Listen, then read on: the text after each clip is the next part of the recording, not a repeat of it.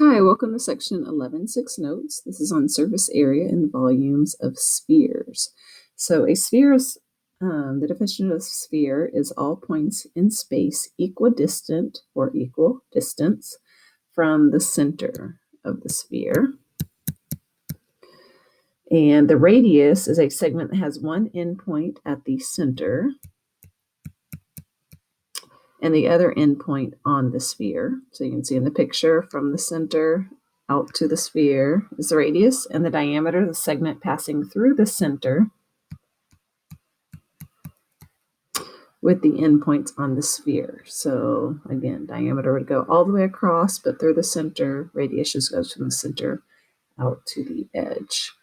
All right, so then the surface area of the sphere, it says the area of four circles, which is 4 pi r squared, represents the surface area of a baseball. So you can see, if you imagine a baseball, if they took out all the stitching and opened the leather or whatever it's made of out, opened up, then you can see that it is basically 4 spheres or 4 circles that make up that sphere that is a baseball. So surface area is just the outside piece. So again, how much leather or material that the ball is made out of is 4 pi r squared.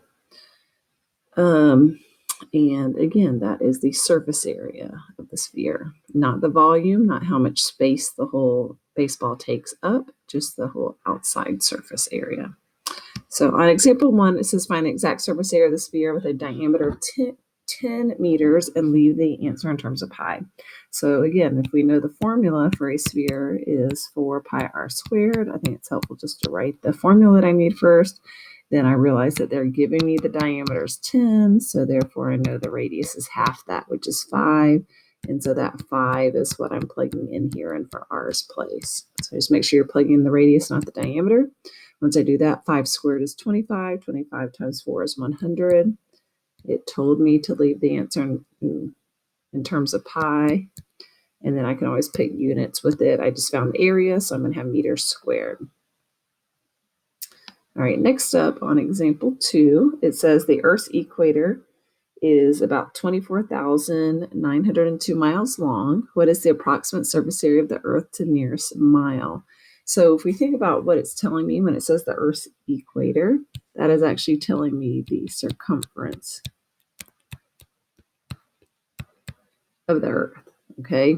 So in this particular case, if I know that C for the circumference is 24,902, and I know the formula for a circumference of a circle is 2 pi r, then I can plug my 24,902 in for C's place, and I can figure out what the radius is by dividing by pi on each side, 2 pi on each side. Okay, so if I want to get r by itself, I can divide by 2 pi on each side. And when I do that, if I want to go ahead and divide 2 into 24,902, I get 12,451 over pi is equal to the radius. And I want to go ahead and leave that in exact form right now. I don't really want to round in the middle of the problem.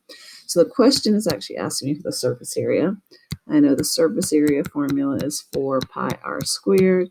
And now that I have the radius, I can substitute that in for r's place. So I have 4 pi. N for r's place is 12,451 over pi. And I need to square all that. So now when I put all this in my calculator, you can type it in. Since it says approximate surface area to the nearest mile, I'm not leaving my final answer in terms of pi. So I can go ahead and plug all of this in my calculator. 4 times pi, parenthesis, 12,451 divided by pi, parenthesis, and then raise that to the second power. Remember, if you're raising something to a power, a lot of your calculators have this button where you can raise it. And then, or there's the x squared button on your calculator. So either of those would work. And then if you round to the nearest whole number, you get 197 million 387,018 miles squared, which is a very big number. And that is what represents, again, the surface area of the Earth. All right. And one little thing I will note here is that sometimes people will think they can cancel out these pi's. But again, technically the pi that's in parentheses is actually being squared. So, you could cross off this one that's in the numerator with one of these in the denominator, but not both. So just be careful with that. All right. The volume of a sphere. Different formula. The volume is 4/3 pi r cubed. So don't forget it's cubed and not squared. Again, basically you just need to know the radius and then you can plug in to find the volume. Pay attention if the directions ask you to leave it in terms of pi or not. If they give you the diameter, make sure you half it to plug in the radius. So if we look at example 3, it says find the exact volume of the sphere with the radius of 6 meters in terms of pi. So again, I can write my formula down, 4/3 pi 6 to the third power. And again, if I'm trying to leave it in terms of pi, then I'm going to multiply everything except for the pi. So you could do 4 times 6 to the third power equals, and then divide that by 3. And that would give you 288 pi meters cubed. Make sure when we're doing the notes that you're plugging things in your calculator and making sure you're getting the same thing I have here.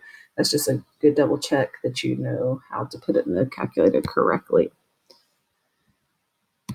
Okay, next up on example 4, it says find the volume of the sphere with a circumference of 6. So similar to one we did on the other side, where they're giving me the circumference is 6. And from that, I can figure out what the radius is. So the circumference formula of a circle is 2 pi r.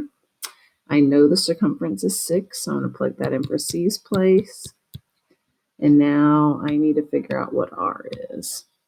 To get r by itself, I can divide by 2 pi on both sides.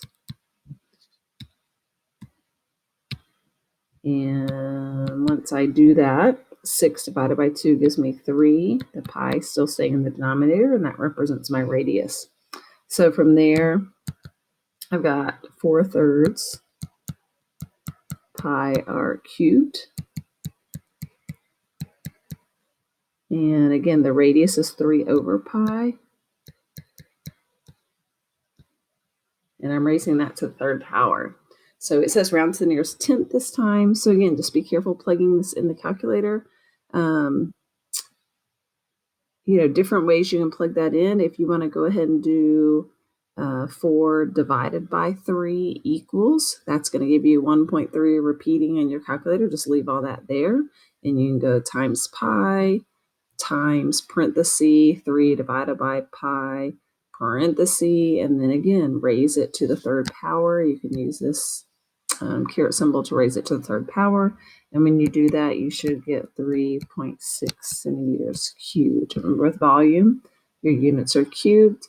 And again, make sure you're taking the time to put this in the calculator and make sure that you're getting the same answer I am. All right, last one. On example 5, it says the volume of a sphere is 5,000 meters cubed. What is the radius and surface area to the nearest square meter?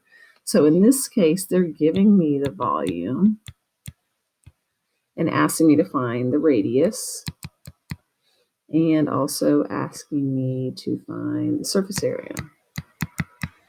All right, so if I go and write down the volume formula, it's 4/3 pi r cubed. So I know the volume is 5,000, so I'm going to stick that in for V's place. And now I want to try to get r by itself. So to start with, I have this fraction of 3/4.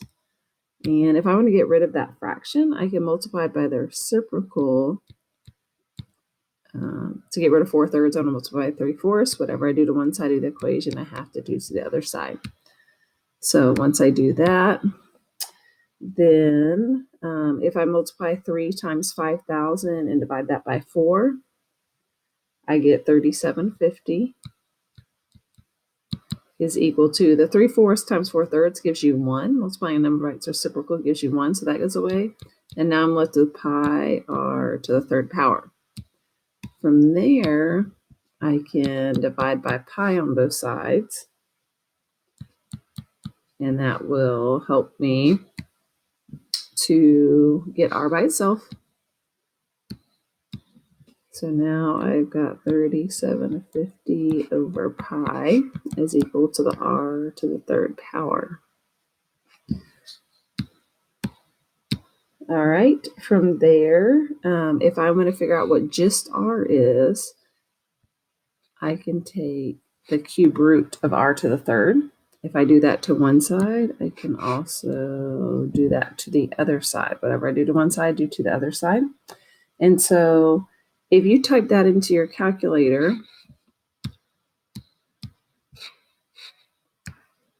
I get r on the right side. On the left side, you can type this in your calculator. You might get 10.6078, and it's going to keep going. Leave all that in your calculator. Even though it says to the nearest square meter, I don't want to round it to 11 right now and put in an 11 in with the rest of the problem, or that's really going to throw off my answer. So actually, in terms of answering what is the radius, I could go ahead and say r is equal to 11 meters. Okay, that answers that part of the question.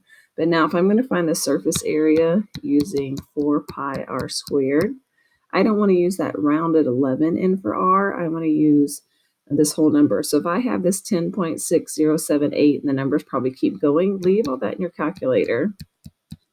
So then,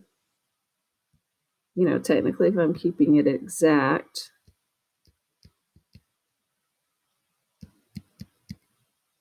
then that is the radius, okay? And I need to square that. So even if you have the 10.6078 in your calculator and it keeps going, that's what represents this. So if you just take that number and square it, you can either hit your x squared button on your calculator or your caret button to raise it to the second power and hit equals. Then multiply times pi and times 4, and then round that to the nearest whole number. That's where you're going to get the 1,414 meters squared. Again, practice putting this in your calculator to make sure you're getting the same thing I'm getting. And that is it for section 11.6. Let me know if you have any questions.